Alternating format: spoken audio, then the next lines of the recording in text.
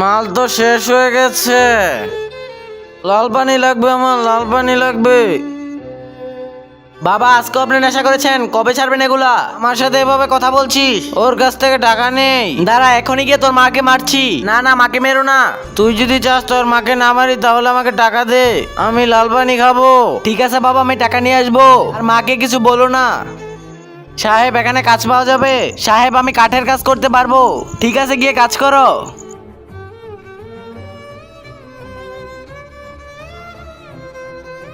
বেটা, এদিকে আসো আর তোমার টাকা নিয়ে যাও। ঠিক আছে সাহেব, আসছি। এই নাও, থ্যাংক ইউ সাহেব। আরে, এটা আমি কি করে দিলাম? এই নাও বাবা টাকা, আর মাকে কিছু বলো না।